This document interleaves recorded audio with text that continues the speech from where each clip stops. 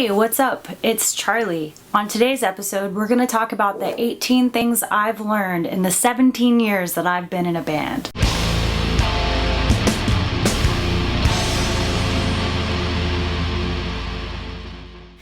Number 1. You can't make everyone like your band. It's just not gonna happen. Let's compare bands to clothes.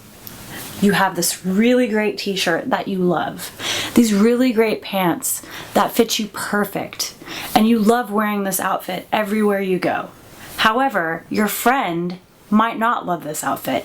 Maybe she's taller, thinner, has less of a butt, and she puts on your outfit and it looks like she's swimming in your clothes. It doesn't look as great. Now, not everything's gonna work for everybody. No matter what style of music you play, not everybody's gonna like it. You have friends that might come to see your shows and support you because they're friends. Those are great friends. Keep those friends around. But they're not always gonna like your band. And there's a lot of people in the scene that maybe because you're a different style of music than they like, they won't come to support you, no matter what you do.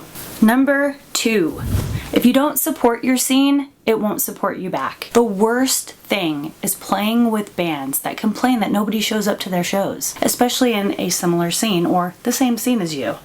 Now, bands, everybody's guilty of it. You get busy, life happens, you don't get to always support the bands that you're friends with or that you play a lot of shows with.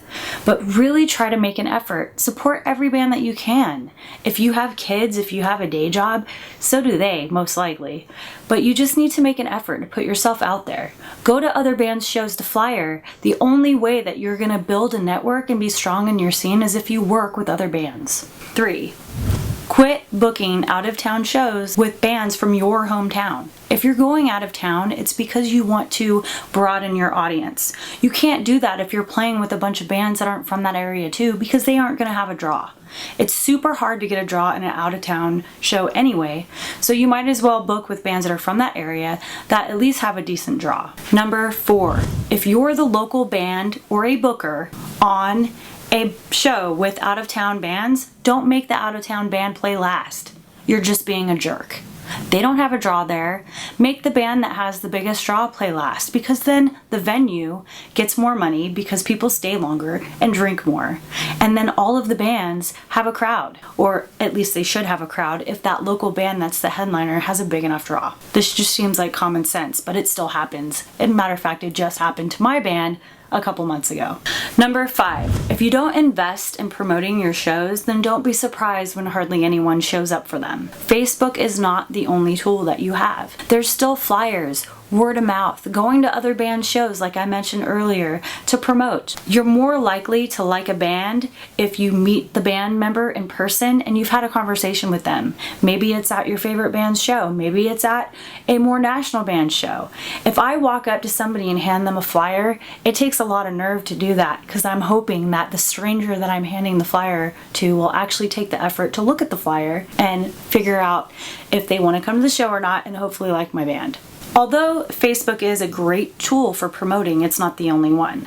The tools that you should be using on Facebook are promoting your posts. If you're not doing that, then you're only hitting like 10% of the people that actually like your band. And if you don't have a page for your band and you're just using your personal page, then make sure that you're using unique ways to reach new people. I personally have my personal Facebook that I reach and all the close-knit people that I have in my life. But I use the band page to promote our videos, to put better visuals out there, and I'm promoting every show that we do with at least $5 2 weeks before the show. And then I'm also promoting our most important posts, at least $1 a day. $1 a day can get you so many more fans. We started in January and we started running $1 a day, $30 a month, which is a little investment to grow your fan base. And by the end of a year, we had over 13,000 fans that were real people liking our posts, interacting with our content, and engaging in everything that we did. And from that, we were able to sell more merch, sell more music, and get more people to our shows. Now, it takes time for that to start dwindling down, so you have to make an effort to continue to grow, continue to do new things, continue to promote in new ways. Number 6, if you're a new band, you want to play as much as possible. As soon as you have that first set list down and you've had your very first show and knocked the nerves right out of the park, you just want to continue to play. But after you've been around for a while, you should start to pace out your shows. Because if you play every week or even every 2 weeks in the same town, you're starting to oversaturate yourself. And your crowd is going to say, oh, I don't want to see them this week. They're playing next week. Or, oh, I'm busy tonight. Maybe I can see them tomorrow. And then you'll start losing your fan base. And it happens in every town. It happened in Sacramento. It happened in Las Vegas. It happens in other towns that we've played. The bands that do the best are the ones that take their time to play the right shows in their hometown and promote it correctly. Number 7. The best way to promote your band right now is videos. People want to see you. They want to hear you. They want to see you. They want to make sure that if they're going to invest their time into a band, into going to a show, that they're worth it.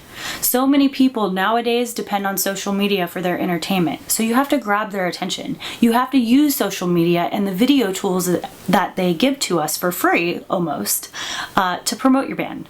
And the best way to get someone hooked is for them to see it, feel it, and want to be in person at the next show. Number 8, merch. You need to have merch. You need to have t-shirts, stickers, underwear, patches, buttons, CDs, whatever you can get your band name on, you need to have it because your fans need it. You're never going to be able to grow your fan base and actually make money for your band if you don't have something to sell more than just the shows. Because we all know that we play shows just to get our music out there, just to perform on stage, and sometimes we get paid nothing. So merch not only gets your name out there, just like any other marketing technique and any other marketing person would tell a regular company, you need to get your name out there. And this is the number 1 way to do it as a band, is merch. And if you make really cool shirts, then other people see them and want them. Clothes sell like crazy. People go through clothes and people love to buy clothes at shows from their favorite bands because they look cool. And if you have unique merch, then you can up the price a little bit and make sure that you're selling more. Number 9. While not all bands need to be the Black Veil Brides or the Slipknots of the world, you do need to look professional on stage. You don't want to look like you came from the garage, unless that's your thing and you want to be a garage band forever.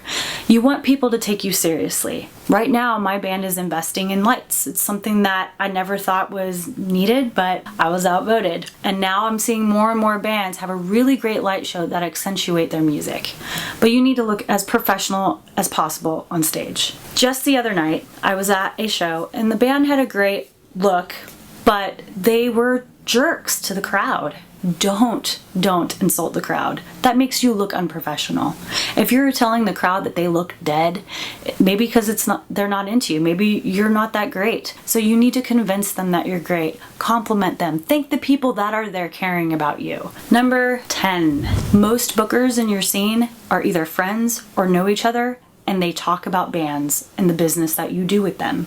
So be sure you're not screwing them over. It's really hard to build a relationship with bookers if you're a jerk about it. And it's hard for other bands too. So always treat them with respect. They're the gatekeepers that get you into the venues that you want to play. Because who knows, Joe could be booking at one little tiny dive bar, but he does so well there that in a year he is booking at a bigger venue in town. And who knows, maybe after 5 years that same Joe owns the biggest venue in town and you want to play there, but because you were an asshole to him when he played or booked shows at the little shitty dive bar, he doesn't want to deal with you and he'll remember you. And he's going to tell his friends about you. And if he owns a venue that deals with bookers, they're not going to want to deal with you either. So make sure that you're building relationships with these people. These are business people. They make a living off of booking bands. Most of the time it's a living. Sometimes it's a passion because they love bands and they love music and they want to be a part of it.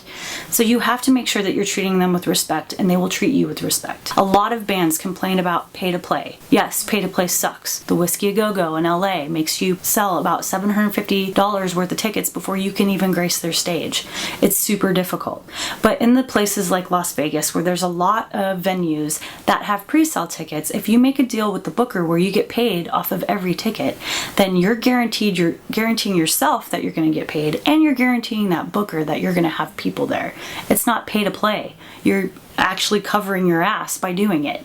Pre-sale tickets are not the same as pay to play, and I'm tired of hearing bands complain about all of this stuff.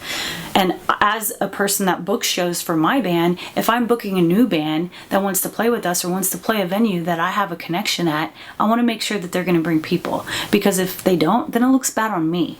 If I'm guaranteeing the venue a certain amount of people at a show, or telling them at least a certain amount of people will show up, and then that band brings nobody and complains about having to sell $5 pre-sales, then I don't want to deal with them anymore. Number 11, don't ask for a guarantee from a club unless you can guarantee people in that club. Number 12, dating in a band is really hard. Whether you're dating someone in your band, in another band, someone that has no musical inclinations at all, dating is super hard. So you have to make sure that you're separating your relationship problems from your band problems, because being in a band is like being married to every other member in your band. It's super hard, especially when you're in a relationship within the same band.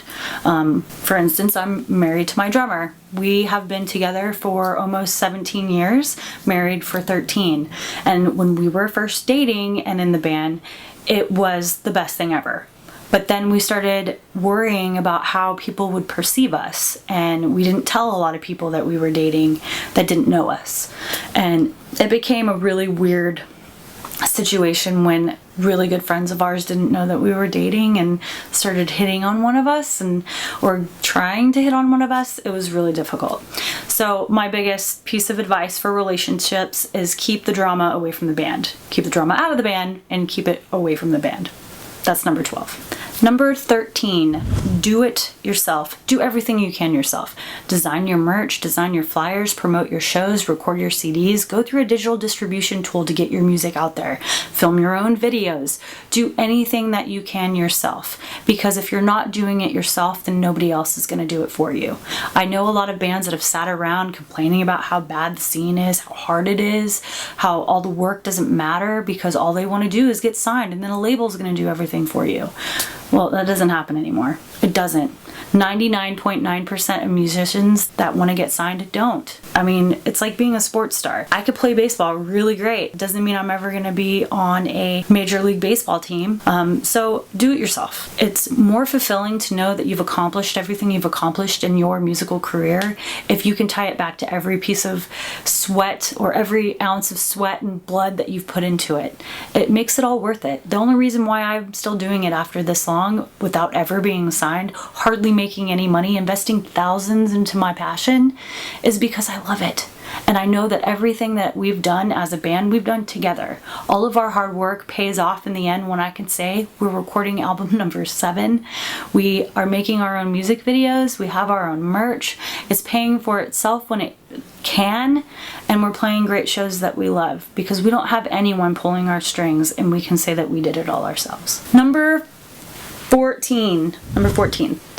Don't put your friends on your guest list if they aren't helping you with your band. If they didn't help you promote the show, help you move in gear, or at least bring other people that are going to buy tickets, don't put those assholes on your guest list. Sure, they're your friends and you want them at your show, but you're never going to keep going if you give everything away for free. Number 15.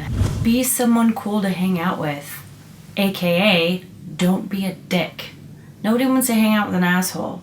If you're playing a show and you have fans there, even friends there, or even someone that totally dug it and maybe you met for the first time, don't be a jerk to them. Nobody wants to hang out with the asshole musician who's too busy hanging out with his friends talking shit or doing shots at the bar to talk to the people that actually enjoyed their music. Go stand by the merch table, hand out stickers, talk to the people that enjoyed your show, but be nice. And this comes from a musician that most metal fans looked up to, Dimebag Darrell. Just don't be a dick. Number 16. Learn how to set up and tear down quickly. If you take 45 minutes to set up your entire stage show, when there's at least 3 other bands on the bill, expect to play 1 song and then get off stage. Because set up and tear down, it digs into the other band's sets. There was this one time that we had a very limited set time, and the band before us took 30 minutes to set up and then played over their set time by like 2 or 3 songs, which could be 15 to 20 minutes. So we only got to play 4 songs. And it sucked because we were like right before the national band that was headlining, so we were supposed to be direct support, and then we ended up getting our set cut short. That's the worst. Our friends paid just as much as their friends did for tickets, and our friends got shorted, our fans got shorted because this band took too long to set up. And then when they tear down, they sit around talking with each other instead of actually moving their stuff off the stage, which is totally disrespectful. Again, back to the mutual respect. So do your due diligence, work hard on tearing down and setting up and tearing down, and practice that before you ever play your first show. Number 17. Leave them wanting more. The fans that come, that dig you, find them in the crowd.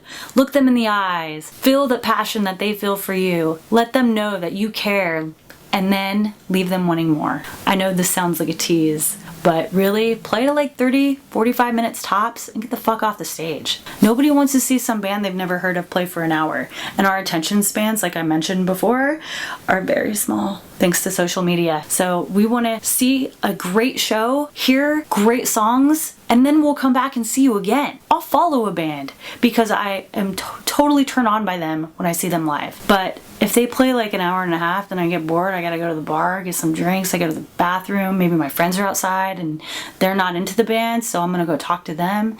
And then maybe I totally forget how much I really loved them because they took too long. So leave them wanting more.